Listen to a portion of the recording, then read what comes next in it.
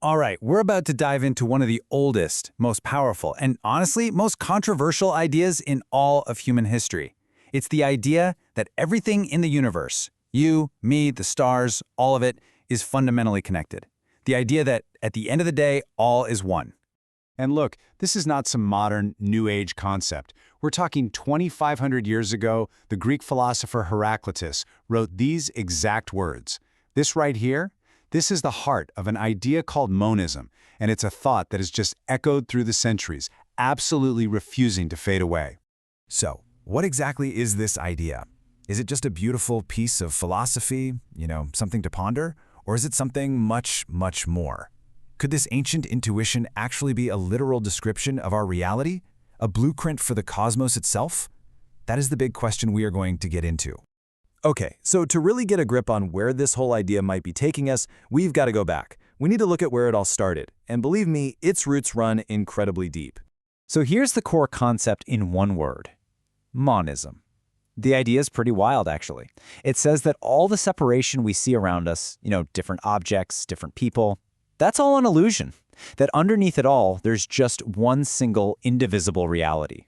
And you've got to understand, this wasn't some fringe belief tucked away in a corner. No way. It was central to so many ancient worldviews. I mean, the Egyptians saw it in the goddess Isis, the mother of everything. Pythagoras, he saw it in math, with the number one being the source of the whole universe. And even Plato, we're talking about maybe the most influential philosopher ever. He supposedly taught this as a secret core doctrine. But of course, an idea this radical, well, it was bound to stir up some major conflict. As a new worldview started to rise to power in the West, monism went from being this respected philosophy to, well, a dangerous heresy. And this right here?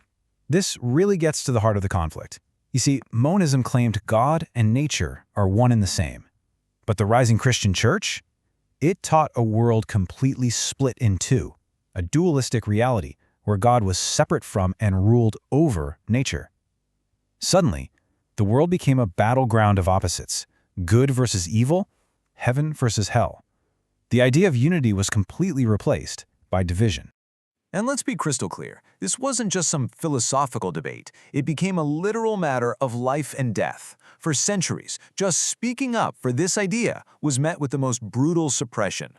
We're talking about philosophers, thinkers, even students being condemned, tortured, and executed, all for believing in the one.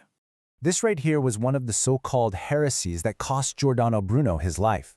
His belief that the universe was infinite and that God wasn't some king sitting on a throne somewhere, but was present in every single leaf, every star, every person.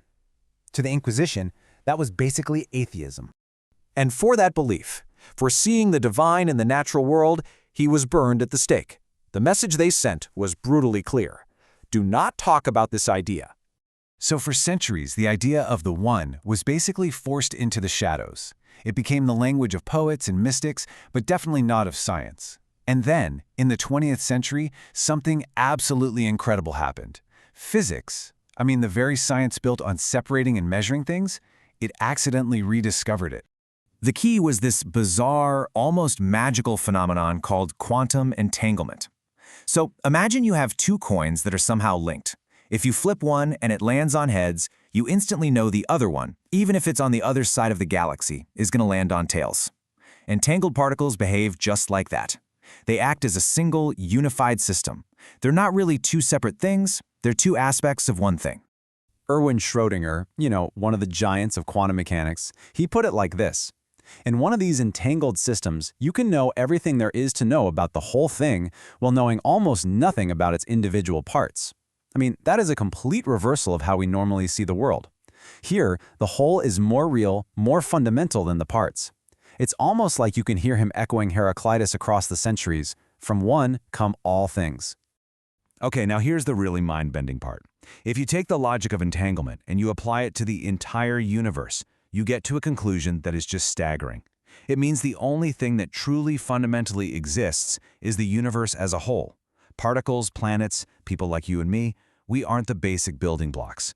We're more like ripples on the surface of one single, vast cosmic ocean. Now, you'd think a discovery this profound would change, well, everything.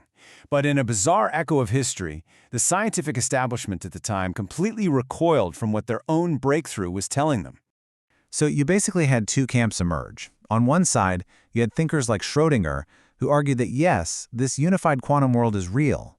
But the other side, and this became the dominant view, they insisted that quantum mechanics wasn't a picture of reality at all. For them, it was just a mathematical tool, a way to predict results. And in their view, it's our act of observing that literally creates the reality we see.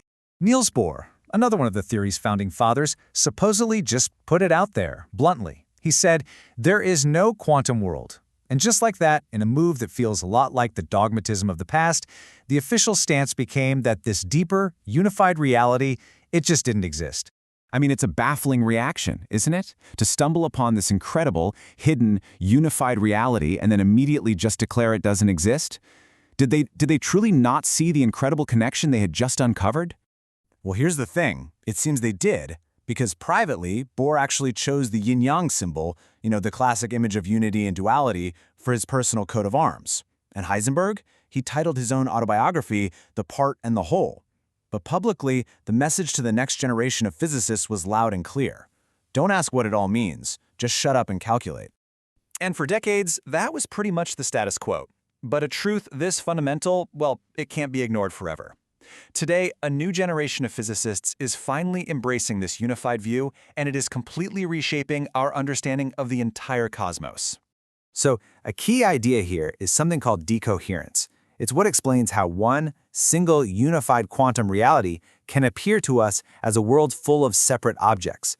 And the analogy is actually perfect. Imagine you're looking at one beautiful unified garden, but you're looking at it through a window that's divided into a bunch of small panes. You see dozens of separate little pictures, right? But the garden itself is still one indivisible whole.